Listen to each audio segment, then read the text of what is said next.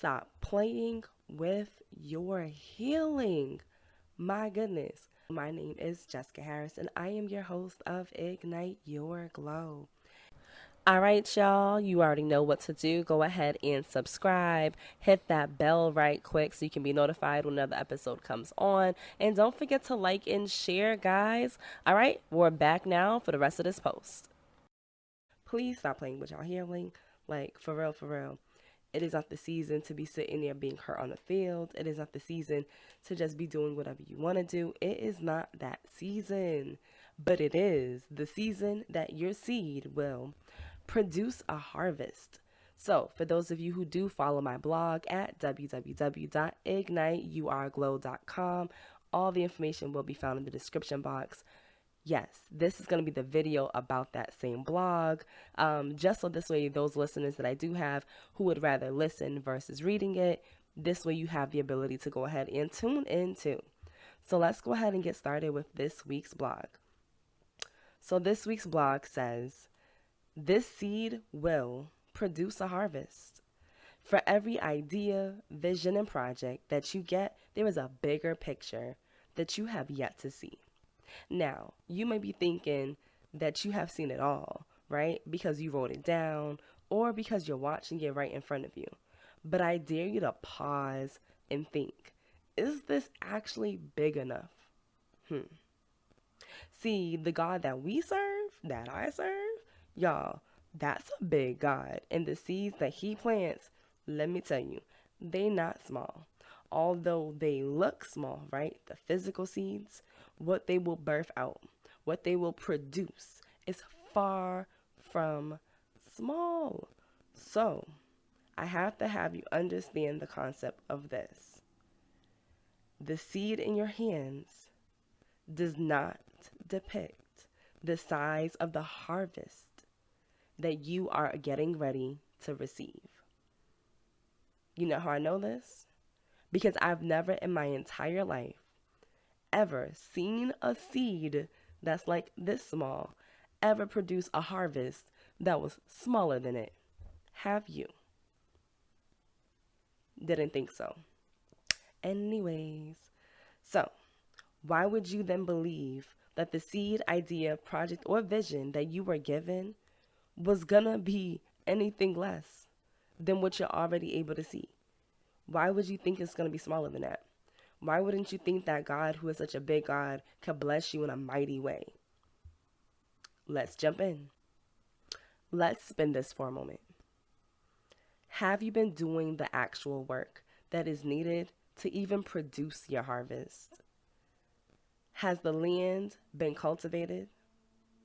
Did you know that the land that you're planting that seed on needs to be cultivated in a way for it to actually produce the harvest that you're waiting for, and that it makes a big difference if you're not actually taking the time to do the work? See, a seed can go into the ground, but it needs a few things still. It needs some sunlight, some water. It needs to be planted in good soil in order for it to take root properly. And the truth is, that same process happens with us as well. We have all of these amazing ideas, visions, projects, but come on, what does the soil look like that it's been planted on? Have you been taking the time to remove the weeds that's been residing in your garden? Have you taken the time to till the land? Definition of till: to work the land, right? To work it, to start, unearthing things that don't belong there and whatnot. Come on, till the soil, y'all. There's work that must be done to the land before you even begin to think to start planting that seed. So now I have a question for you. Have you been doing the inner work that is needed in order for your seed to grow? Or is there still work that needs to be done? Now be honest. You ain't got to tell me in the comments. You can keep it to yourself. You can write it in your journal. But the whole point of me asking this question is because I need you to take a few minutes and really think. Is there some healing inside of you that still needs to be addressed? Has God been leading you to take care of some things, maybe removing some people, some places, some things out your life, and you haven't done it yet? What are you waiting on? Do you believe that if God has instructed you to do those things, that He's just going to bless you with this massive harvest if you don't do it? Come on, y'all. Think again. Obedience is better than sacrifice. This part is not in the blog, but I feel the need to say it. Obedience, y'all. Be obedient.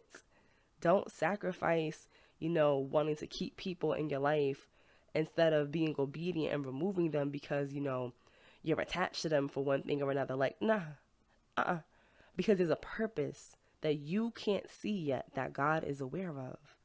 That's why it's important. But let me get back to this blog, y'all, because I done got off track. Anyways, by having work to do, I need you to know that it's not a bad thing.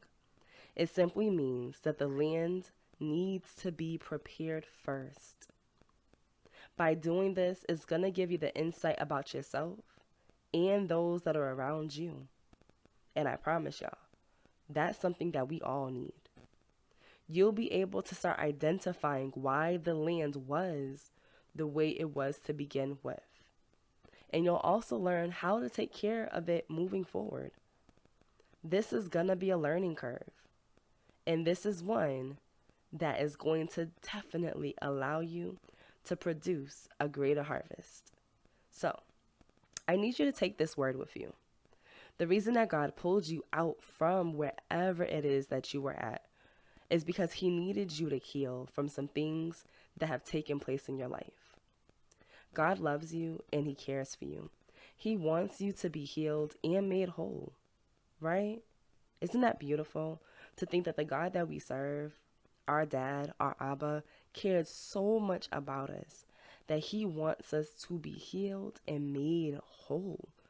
That He doesn't want us to be the broken down versions of ourselves. That He loves us and cares for us.